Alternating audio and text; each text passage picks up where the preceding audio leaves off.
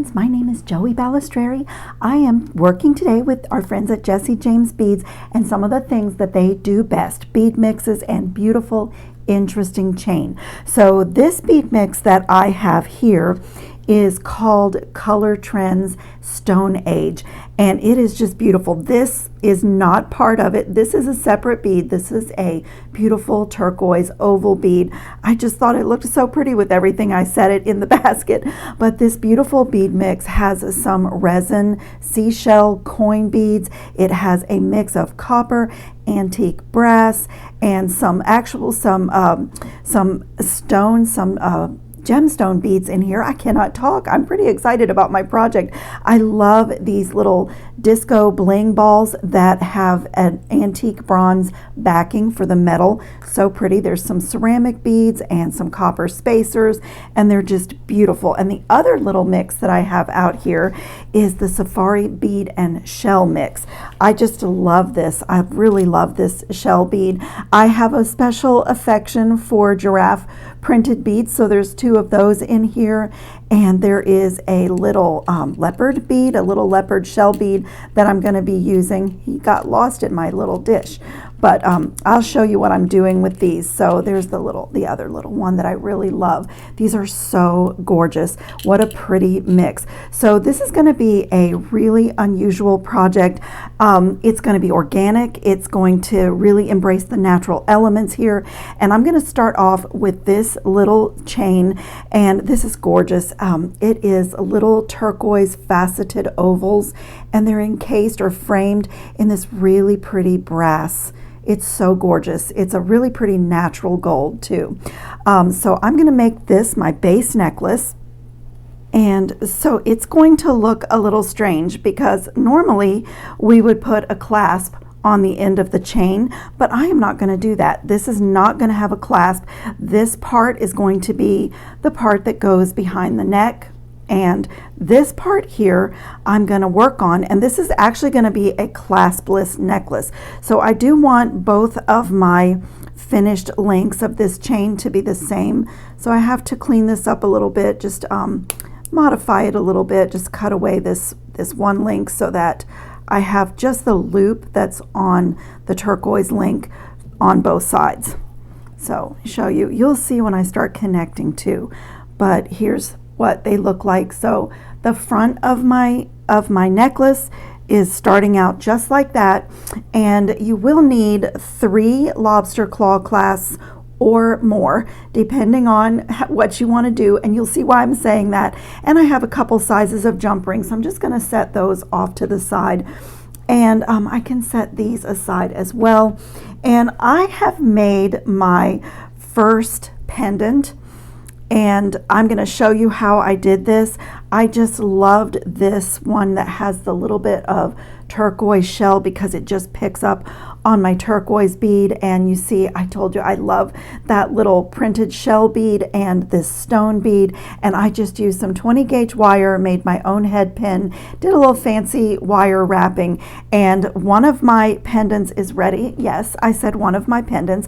This is going to be my second pendant, and I'm going to use that other shell bead, and that's going to be another pendant, and just stacking some of the elements that I loved the best out of the box. So I did this one so that I can show you how this necklace is going to work, because it is interchangeable, if you didn't pick up on that already, and you can make as many pendants to add into your base necklace as your heart desires. Nobody does a bead mix like Jesse James Beads, so I've designed 3 pendants for my base necklace, but there's plenty of beads left over. You could definitely keep going if you like this project. It's really fun, and what a fabulous gift this would make to give somebody a base necklace and then a choice of pendants for wearing. And so great if you travel, because you can change your looks without carrying a lot of jewelry.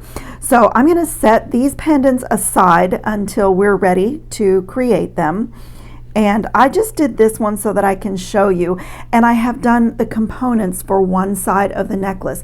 So this beautiful bead mix has these gorgeous wooden rondelles, I guess, and these copper rondelles, and these beautiful, there were 2 of these flowers in that mix, and there's some copper square spacers, and these beautiful lava beads.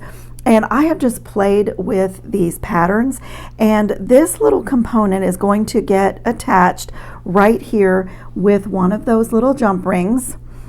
I'm going to use a smaller one, but I'm just going to take a jump ring and add it to the loops, and I'm going to show you the trick to my loops.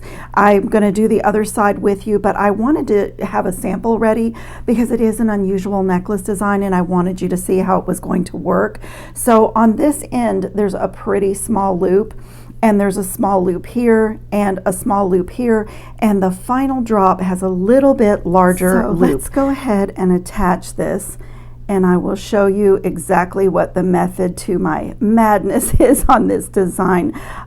You will need a pretty small jump ring for connecting to the links because they're kind of small, but this is just a little 4mm, and I make my own jump rings a lot of time using my bail making pliers, and 20 gauge wire works really well. I'm just going to close that really well. And we are going to repeat the exact same thing on this side. So the necklace has this beautiful front focal section, and we'll be able to add as many pendants and change them out as much as we want when we're done. So for little small components like this, I really like to use my scraps of wire, so you can really use anything that you want. I have this, I think this is 19 strand. It's out of my scrap bag. So, you know, there's such small components. So that is, you know, a great way to use up your scraps. And then I have some 2mm 2x2 crimp tubes here. And I also have some crimp covers, and we're going to do our first stack. So let me copy this one exactly. I need 2 of these wooden rondelles. I will need that flower bead. I'll need 3 of these copper daisy, puffy daisy spacers. And oh, I have to show you guys, these really are magical pots. I just needed a few gold spacers, and like I say, nobody does a bead mix like Jesse James beads. It feels like I just make and make and make, and I never run out. So this was a little spacer assortment in one of our magical mystery bead boxes a couple months ago, and I just borrowed a few little spacer beads out of there. You could even use seed beads here if you wanted, like a 6/0 seed bead would work really well too. But I just love having that little pot of spacers handy, and honestly I've been taking things from it for months and it's still not empty.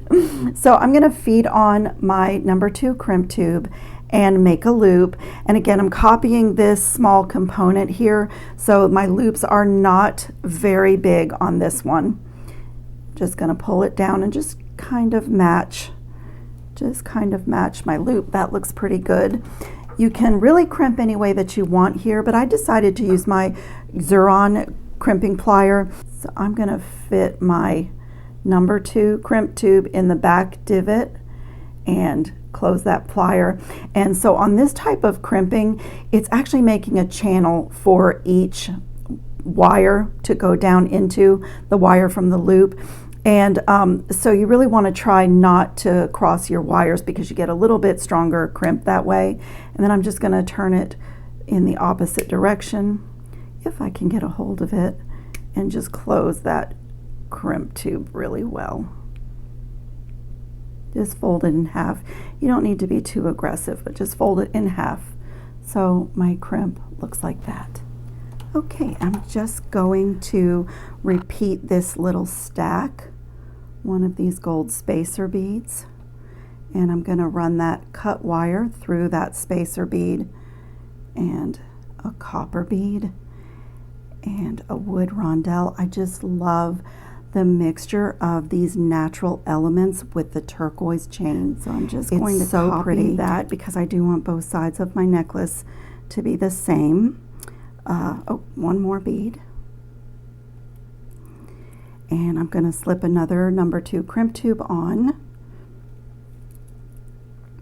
make a loop, and go back down through. This fits the holes in these beads, take the wire really nicely, so you can run it through as many as you want. These are kind of funny little components. They're a little bit wiggly, but it's really cool, and I like how they move. Since I'm adding it to a chain, I really like that movement. So once again, I'm going to try to just copy my size of my loop and do the same thing. Get my crimping pliers in here, rest my tube. On this end, it's a little more challenging to make sure that the wires are not crossed, but I just do my best. Crimp. So you made like a little fold, and then you're going to come to this end and complete the folding. And it looks like that. And I am going to put crimp covers over these crimps, and you can do it before you you know, stack your beads, but I save my scraps. Like, that's another little component. I like to use scraps of whatever bead stringing wire is in my scrap bag for making small components. I just feel really good about not wasting. So I have a little crimp cover, and I'm going to slip it over my folded crimp. So it looks like that. And I'm going to just be really gentle with my pliers. It's very malleable metal, and if you're not too aggressive, you can just gently close it and just form it into a little bead, and nobody can really see that it's not an actual bead if you just, you know, go side to side. Just take your time and don't be too aggressive. Perfect. And I'm going to do the same thing on this side. Just slip that right over my folded crimp tube and just really gently get it closed, and then just take a little bit of time to gently close up that seam. Little bit of pressure. Don't be too aggressive, because you can really mangle these if you're too. There, that little component is done. And now we're going to do this one. So I'm going to take another scrap from my scrap bag. Take a little bit bigger scrap just because these beads are a little bit bigger. And 2 more number 2 crimp tubes, 2 more crimp covers, and 2 more of those spacer beads from that bead mix. The magical bead mixes from Jesse James Beads. I just love them. And I'm going to repeat the exact same thing. Crimp tube and a loop, a small loop on one end of this component. So this component has a really small loop on one end and a larger loop on this end, and I'll show you why I did that. There's a method to the madness in this design. And I am going to uncross my 2 wires and repeat the same thing. Rest that crimp tube in the back divot, press down. It's made a little fold, and then I'm going to come to this side and close it the rest of the way. Okay, and I'm just going to copy this bead pattern now. So I started that one with one of these corrugated gold spacers. And what's next? One of these lava beads. And one of these copper. Aren't these gorgeous, these copper squares? They have such a pretty profile, and I just love them.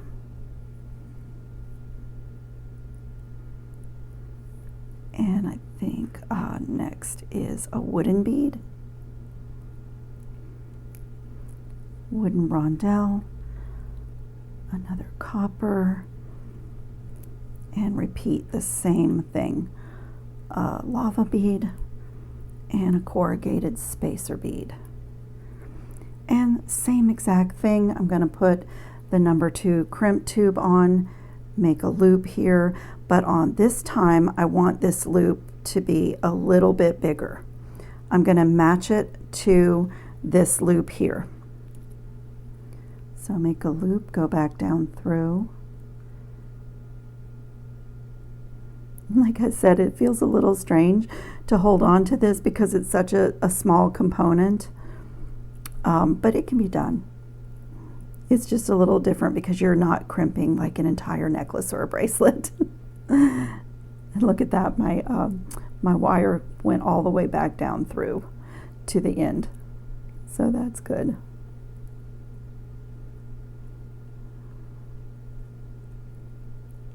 Okay, so I'm just going to match this loop. That's pretty good. It needs to be just a little bit smaller. Just going to match it to this end. That looks good. And I'm going to repeat that exact same thing again. Just lay my number 2 crimp tube in the last divot, make that fold, and then finish folding it the rest of the way. So it looks like that. And trim away this end of wire and crimp covers again. Same thing on this side. Other little crimp cover. It really gently, and then you can go front to back, side to side, and sometimes I even fit my pliers like top to bottom. Just gently mold that into a little bead. Perfect. Okay. And now we can connect these just the way that I did the other side. I will start with 1 small jump ring and 2 larger ones.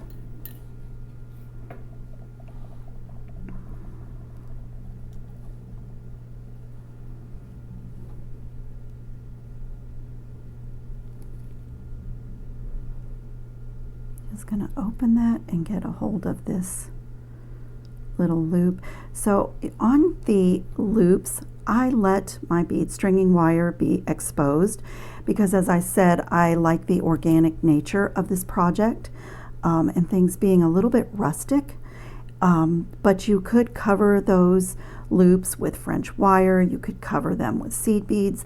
But I like them just, I had this copper colored wire in my scrap bag, and I really like them just like that. I think it's really pretty. It just adds something.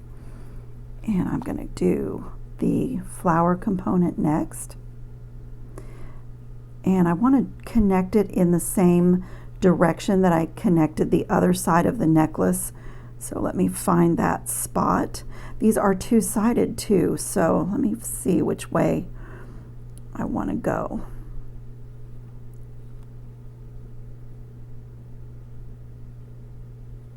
Just like that. And now I'm going to add my component to that. I also really like the effect of the shiny gold on the antique brass. So pretty. Jump ring is not cooperating with me. And now I'm going to connect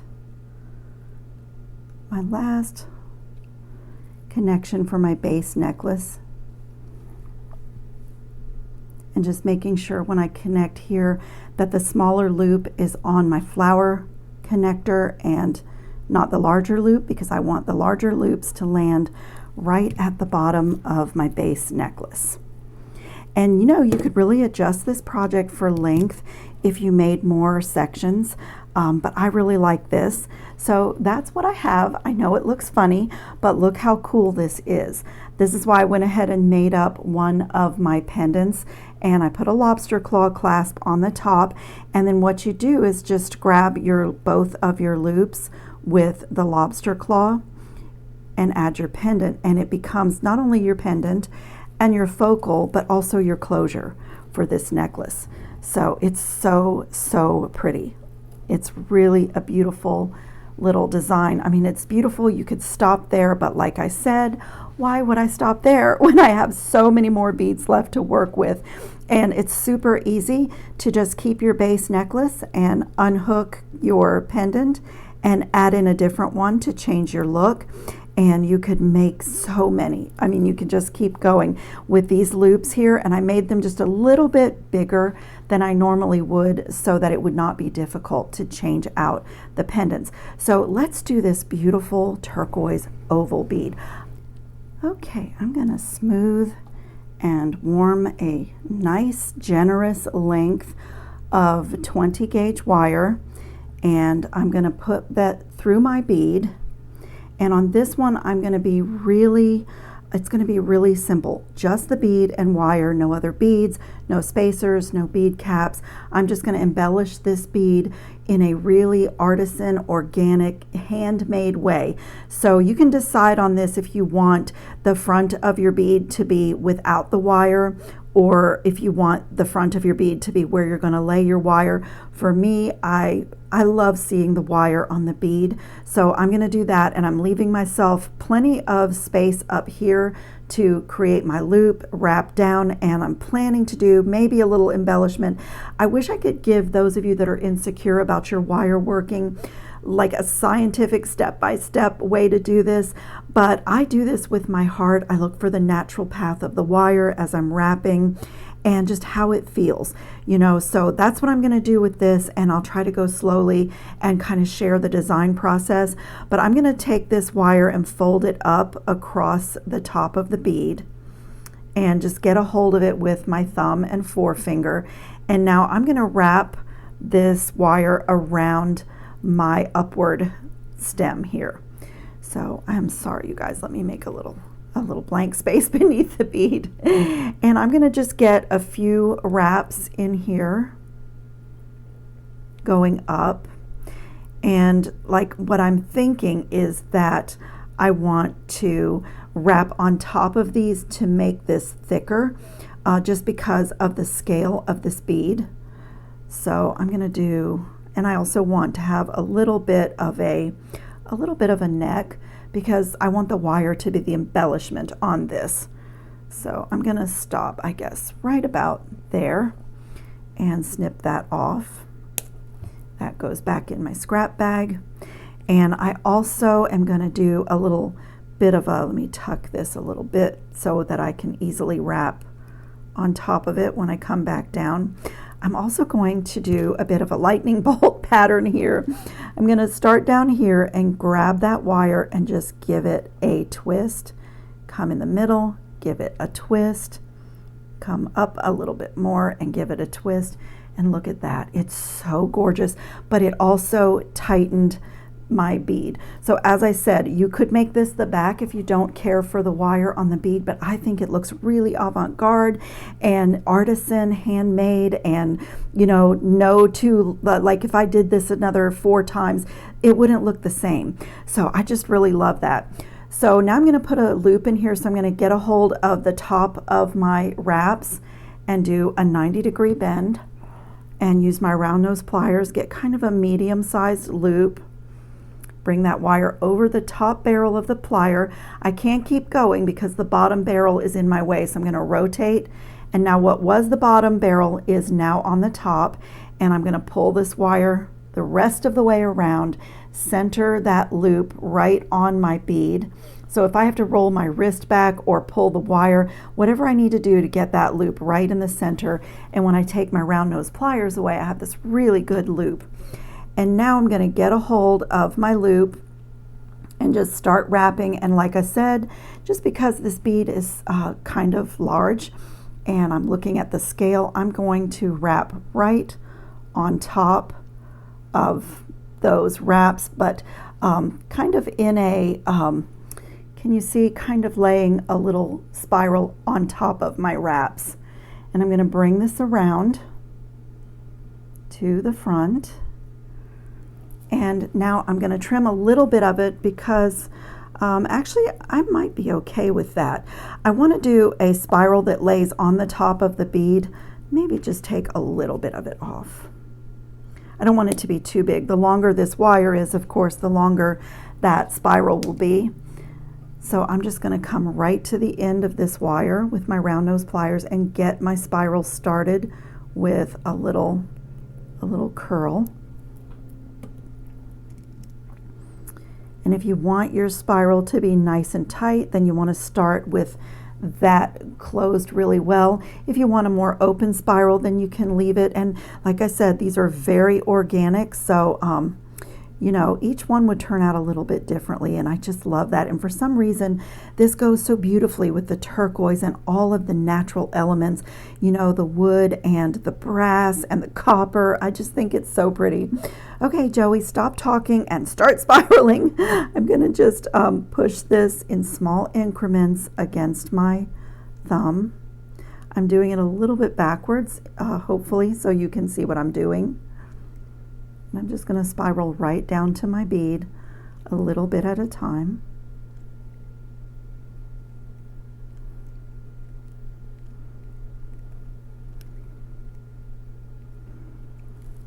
And then from here you can either push it up, but since I embellished a little bit with wrapping, I'm going to push this down onto the front of my bead, and I'm also going to, let me fix my handle on my plier. I'm also going to give this a little twist here.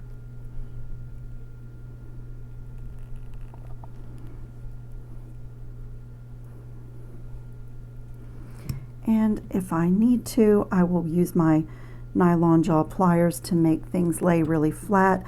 You can also get underneath and like turn it down so that it's laying flat. So that is done. I love it. I think it's gorgeous.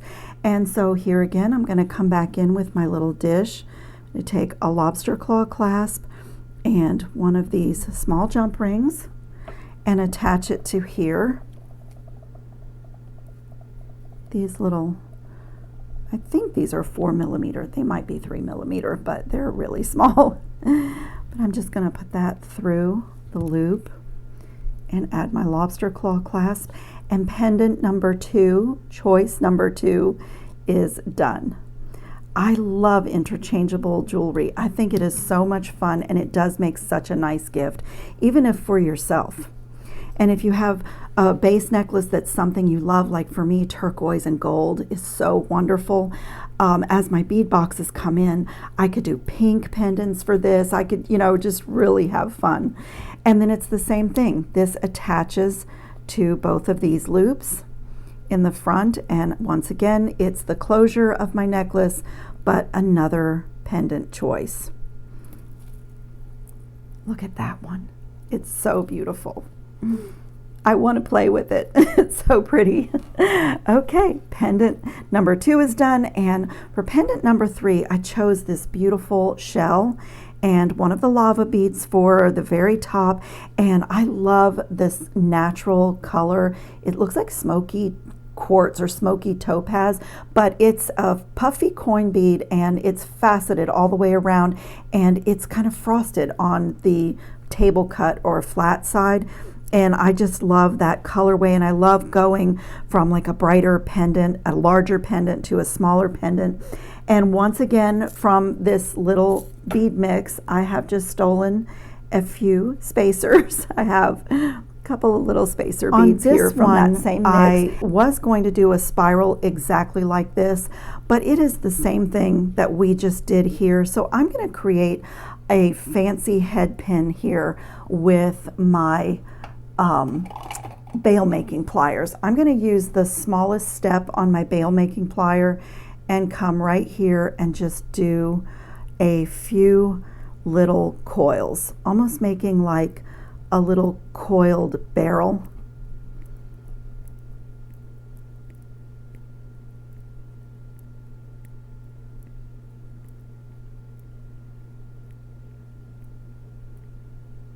Okay, about like that.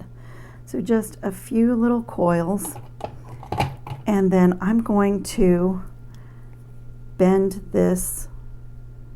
I'm going to turn this into a coiled head pin, so I'm going to just bend this up and then kind of direct it into the middle of the coil. And it's 22 gauge wire, so you can do a lot of that with your fingers, hand sculpting. And if you weren't happy with your coil, you can either tuck the last one in, or I think I'll just take my cutters and just snip it. If you're, you know, if the way your coil came off the tool wasn't neat enough for you, you can either tidy it up with your pliers or just trim it off. That looks perfect. So I tucked it so it's really soft. I just pushed that end in so it's really soft. There's nothing jagged on that. And I'm going to do my beautiful oval shell bead at the bottom. I have a little kink in my wire. Shell beads and pearl beads have notoriously tiny holes, and they don't even like a bend in the wire. There we go. So look at that cool little head pin. It's just like a little spring or a little coil. I love it. And I'm going to put one of these starlight kind of Pringles looking spacer beads so that it rests on top, and this beautiful coin bead on top of that, and a disc spacer from that mix, and a beautiful lava bead, and top it off with one of those corrugated spacers, and that's going to be my little stack for this pendant. And what I love about this is that my elements that are in my pendants also appear in my embellished chain. So I just really love that. And then from here, it is exactly the same thing. Get a hold of my wire right at the top of my bead stack, give that a 90-degree bend, and do another wire wrapped loop. And for those of you that are newer and you're wondering why you would do a wire wrapped loop at times or a simple loop at times, simple loops can be opened and closed, but also when you have coin beads or beads with a design that you want it to be facing forward, a simple loop is going to leave everything loose and spinning around, and that's a look. And if you like that look, that's fine. But for me, I want my shell bead to be facing forward. I want this coin bead to be facing forward. So when you do a wrapped loop, it gives you the opportunity to secure everything, to tighten it down so that everything is staying facing in the direction that you want. So once you wrap down to your beads, you get everything the way that you want, and then do that final wrap that you are going to gently get a hold of and just push it in line with your other coils. And when you do that, you really secure everything. So now you can see everything is stabilized. And so that's one of the benefits of a wrapped loop over a simple loop. And it is a stone bead and crystal, so be careful, but I want to come in and tuck that where that cut end and get it so that you can't see it or feel it. Perfect. And just do a final tidy up. Look at that. That is a gorgeous pendant. That is, I absolutely love that, and I love that little coiled head pin. Oh my goodness, you guys, this is so fun. Okay, and same thing. I'm going to take one of those smaller jump rings and my last lobster claw clasp, and as I said, look at all the beads that are left that I didn't use. I didn't use the ceramic beads. They would be absolutely gorgeous to stack them and turn those into a pendant. Like, you could really keep going, and what a fabulous set this is. It's so beautiful. I have to try it. So I'm going to unhook this one and add this one in and just see how it looks. You can just grab both loops at one time, and that's why I made them a little bit bigger so that the pendants go on and off really easily. Oh my goodness, you guys, this is so pretty. Let me clear things away a little bit here. Look how gorgeous this set is. And it's all interchangeable, perfect for travel, and you just really embrace all the natural elements like brass, bronze, turquoise, wood, stone. Oh my goodness, this was such a wonderful, fun, delightful project. Check the description box for links, and I'll be back with another video. I hope everybody's safe and well and having fun on your beading mats. Ciao, friends.